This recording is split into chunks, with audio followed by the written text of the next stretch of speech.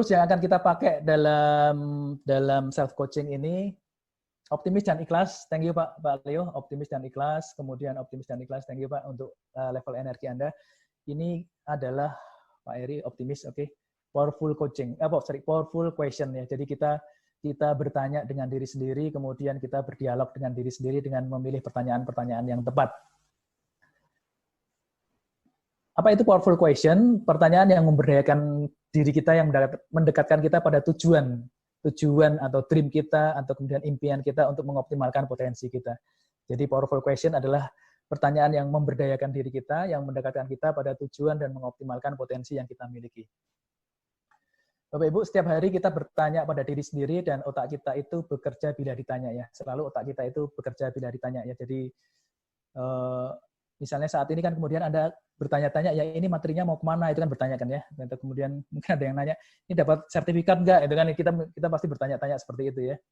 Kemudian ya kita selalu bertanya kepada diri sendiri. Pagi-pagi kita bertanya ke diri sendiri, ini mau ngapain ya? Ini pandemi ini selesainya kapan ya? Terus apa yang saya pelajari ya selama pandemi ini? Kita bertanya kepada diri sendiri. Dan banyak sekali dialog yang kita bangun ke diri sendiri. Nah kalau dialog itu positif, itu akan membuat kita change and grow. Tetapi kalau dialog itu tidak positif, itu membuat kita change, tapi kemudian change ke arah yang lebih tidak bermanfaat bagi diri kita ya. Ini sama. Nah, pertanyaan yang tidak memberdayakan kan seperti ini ya. Di sini ada beberapa teman-teman mahasiswa ya. Mengapa saya selalu gagal gitu ya? Mengapa saya selalu gagal? Nah, itu kan pertanyaan yang tidak memberdayakan. Kalau pertanyaan yang memberdayakan kan bagaimana caranya supaya saya berhasil ya? Atau bagaimana caranya supaya saya memperbesar peluang untuk berhasil. Beberapa teman itu kan kalau misalnya hari Senin pagi gitu ya, ini pas masuk kantor, bukan pas PSBB gini, hari ini kok malas ya gitu ya. Apa yang buat saya semangat hari ini? Yaitu pertanyaan-pertanyaan yang memberdayakan ya. Aku kok bodoh banget ya, bagaimana caranya saya bisa belajar? Aku kok nggak ngerti online ya, bagaimana caranya saya bisa belajar online lebih baik lagi ya? Apa saja masalahnya, apa saja tantangannya? Kita simpelnya sebenarnya kita memilih pertanyaan-pertanyaan yang memberdayakan. Dan kita boleh kok mengecek diri sendiri.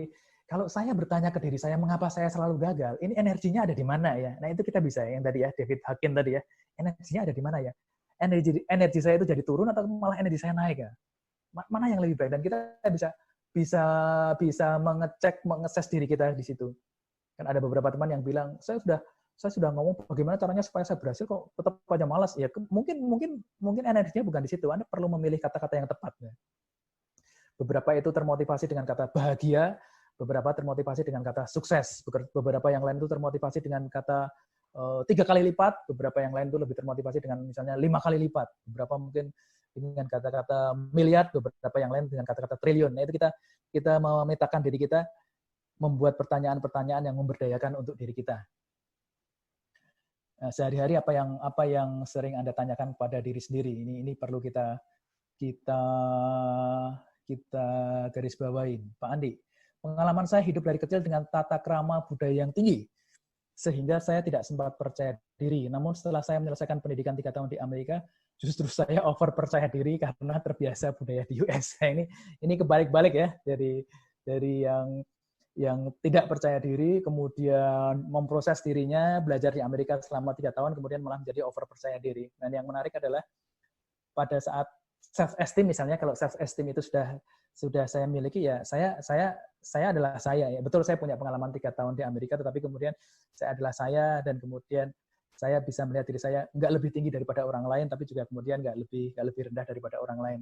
Ingat, permainan kita adalah permainan jangka panjang. Permainan yang saling menguntungkan, permainan yang saling membuat win-win. Pada saat saya over PD dan orang lain, paling gampangnya lah, teman-teman kita menjadi sebel dengan kita, udah berarti selesai permainan kita. Pertemanan, silaturahmi, persahabatan udah selesai. Kita bermain jangka pendek.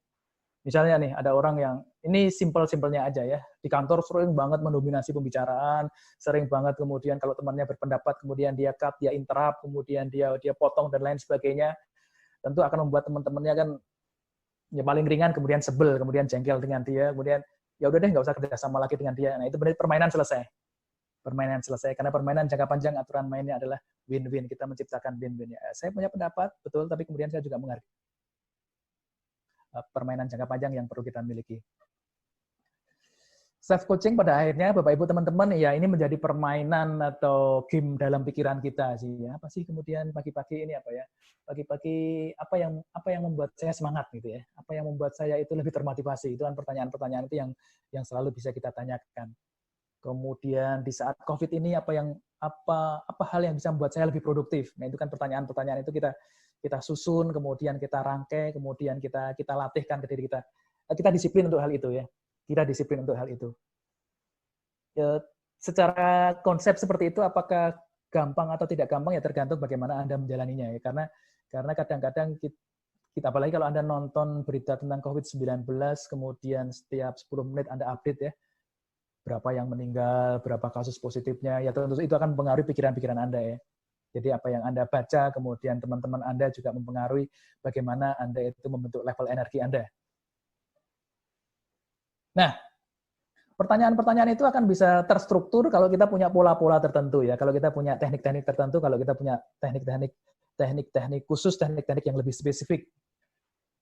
Yang pertama itu framing ya. Framing itu adalah membangun kerangka berpikir. Kita bisa belajar dari Bu Virginia Satir, psikoterapis, kemudian dia dijuluki ibu dari terapi keluarga, dia ahli reframing, ahli untuk membuat atau membangun reframe atau kemudian apa ya, membangun cara berpikir baru ya. Reframe adalah membangun cara berpikir baru. Jadi teman-teman bisa bayangkan kalau ada lukisan, kemudian lukisan itu lukisan yang biasa sebenarnya, kemudian saya berikan frame atau kerangkanya dari emas, tentu saja lukisan itu akan menjadi lukisan mahal. Jadi itu kalau lukisan ya, tetapi kemudian hal-hal di seputar kita juga sama sih ya. Krisis, apa sih krisis itu? Kemudian Anda berikan kerangka yang baru. Jadi tadi 3 cara melihat krisis secara lebih positif sebenarnya adalah kerangka-kerangka berpikir baru kemudian yang bisa saya berikan. Kita bisa punya framing tertentu ya dalam melihat peristiwa apapun. Anda selalu punya framing. Ini apa sih? Ini saatnya untuk misalnya istirahat bisa juga, atau ini saatnya untuk bekerja lebih giat lagi bisa juga. Ini karena di rumah ini saatnya untuk belajar banyak bisa. Anda bisa punya framing bahwa di rumah berarti saya harus belajar banyak, atau kemudian framing Anda adalah ini adalah saatnya untuk banyak beristirahat, ya bisa juga. Tapi pertanyaannya adalah apa framing yang paling bermanfaat buat diri Anda? Ini framingnya Ki Hajar Dewantoro, tokoh pendidikan nasional, keren banget Bapak Ibu. Banyak banget quote-nya. Jadi kita bisa tahu framing seseorang dari quote-quote-nya dia ya, kutipan-kutipan dia ya. Jadikan setiap orang sebagai sekolah dan jadikan setiap orang sebagai guru. Jadikan setiap tempat sebagai sekolah dan jadikan setiap orang sebagai guru. Padahal Ki Hajar Dewantoro ini pinter banget, cerdas banget. Tapi itu pun framing dia adalah framing pembelajar ya. Jadikan setiap tempat sebagai sekolah. Artinya di tempat manapun itu sekolahan ya. Di kantor sekolahan, di rumah sekolahan, kemudian di situasi yang lain itu juga sekolahan. Jadi kan karena framingnya pembelajar. Jadi kan setiap orang guru ya tadi ya. Kita tidak melihat orang lain itu dalam konteks saya minder, juga tidak melihat orang lain dalam konteks saya merendahkan orang lain, tapi jadikan setiap orang itu sebagai guru. Apa ya yang bisa saya pelajari dari atasan saya, dari pimpinan saya, dari dosen saya, beberapa teman yang mahasiswa, yang karyawan ya, dari manajer saya. Kalau udah manajer ya, dari business owner saya, dari pemilik bisnis saya. Jadi framing-framing pembelajar yang saya bisa miliki.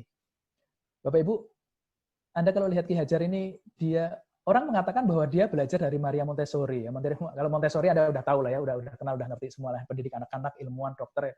Sekolahnya ada banyak banget yang Anda tahu lah, sekolah-sekolah Montessori seperti itu ya.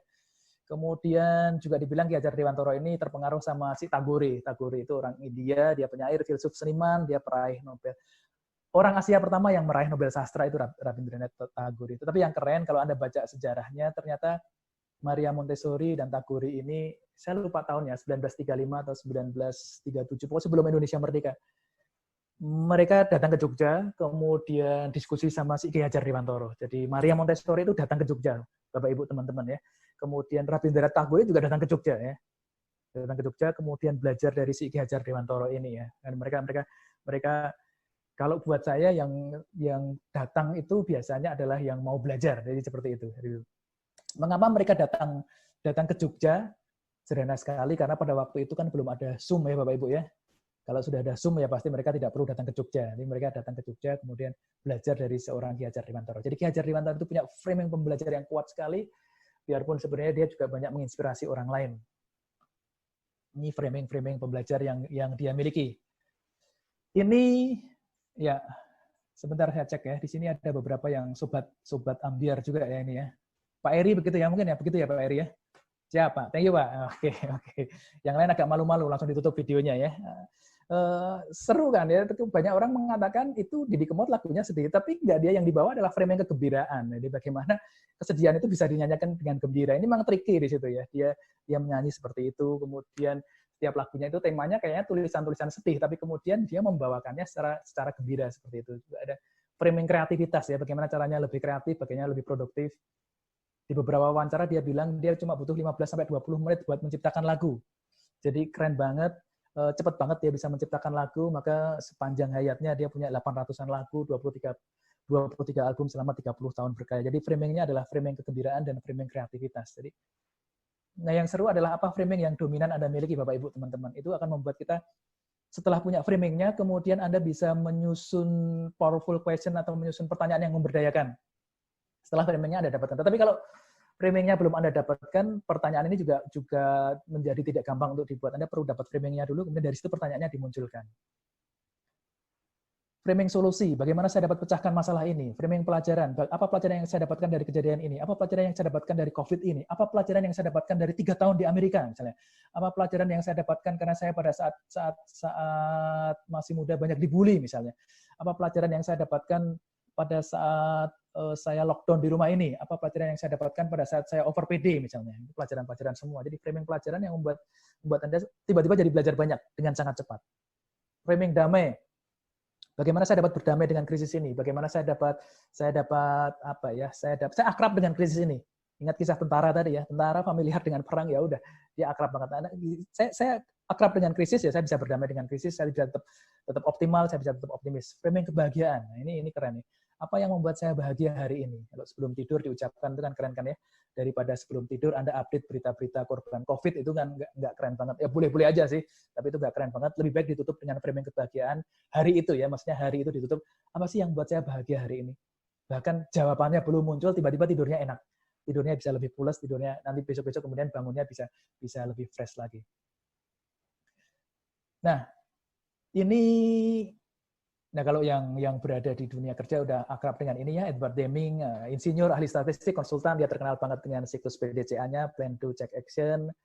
Dulu saya pahami dia cuma sebagai seorang konsultan manajemen, ternyata dalam aktivitasnya untuk berinteraksi dengan orang lain, kemudian memotivasi orang lain, kemudian membangun Jepang setelah Jepang itu dibom atom sama Amerika tahun 1945, Hiroshima Nagasaki dibom atom.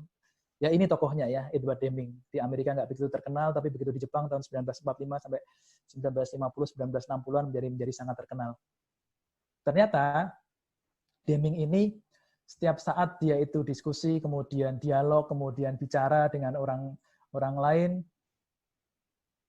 dia melakukan framing-framing ini. Apa satu hal kecil yang dapat Anda lakukan untuk meningkatkan proses kerja dan layanan Anda? Jadi dia membuat framing seperti itu. Jadi orang diajak untuk punya framing, dia udah punya framingnya adalah framing improvement, kemudian dia bertanya lewat framing itu, apa satu hal kecil yang dapat Anda lakukan untuk meningkatkan proses kerja dan layanan Anda? Itu pertanyaannya pertanyaan coaching banget ya, pertanyaan yang coaching banget, tapi berasal dari framing improvement. Ya kita kan nggak punya budget, tapi apa satu hal kecil yang dapat Anda lakukan dalam posisi Anda nggak punya budget untuk bisa meningkatkan proses kerja dan layanan Anda? Lupa, saya kan cuma mahasiswa di sini. Apa satu hal kecil yang bisa Anda lakukan sebagai mahasiswa untuk memulai bisnis yang baru, untuk bisa mengakses orang-orang yang punya karir yang lebih bagus daripada Anda?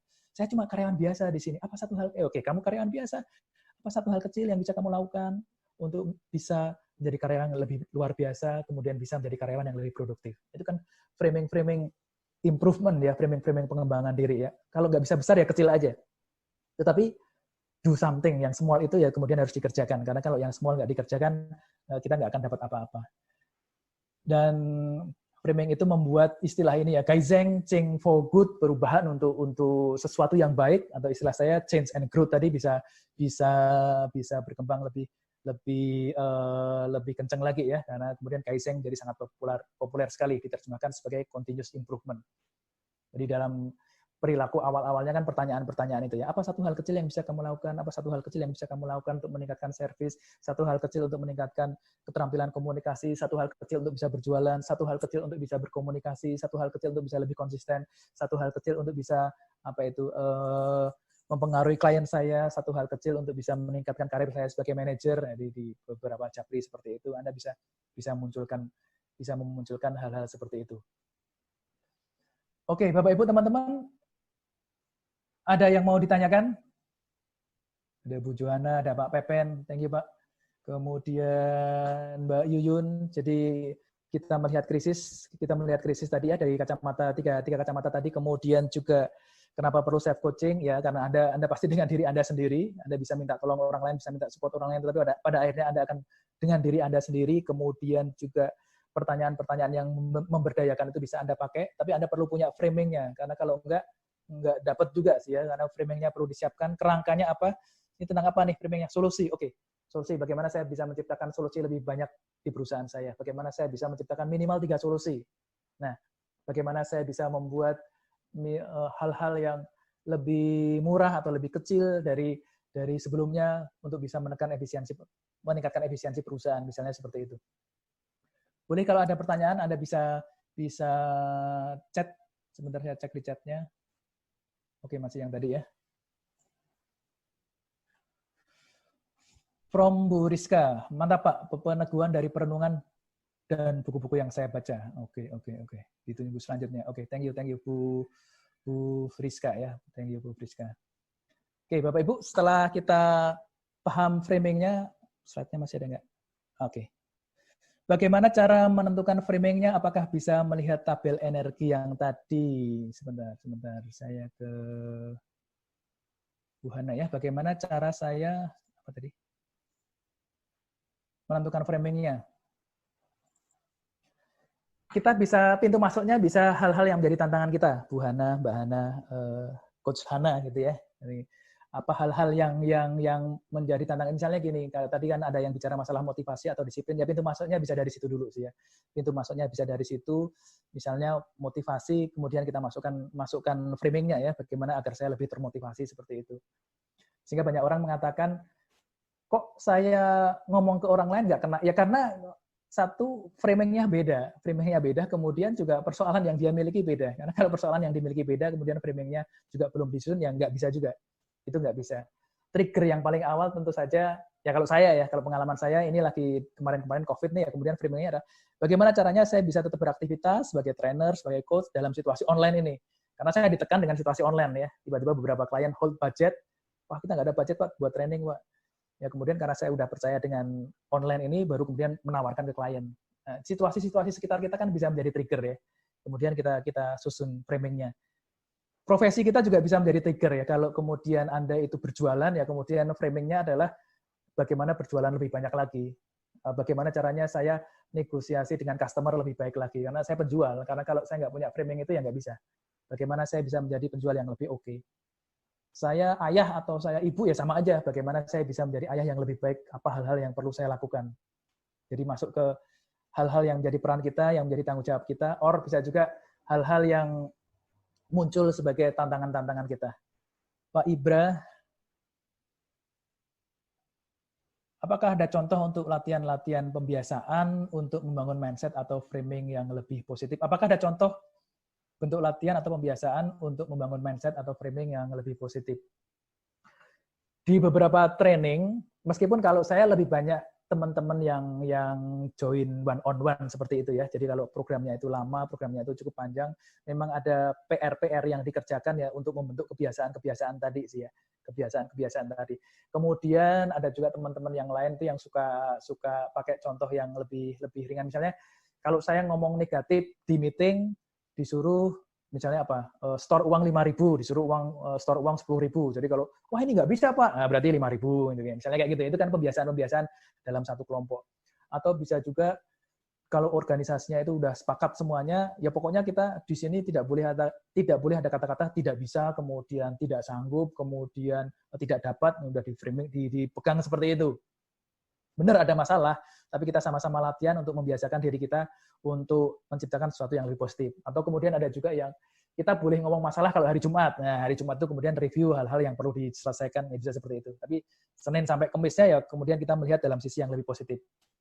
Sama kayak tim sepak bola itu kalau lagi main bola ya dia akan fokus gimana caranya masukin bola ke gawang lawan.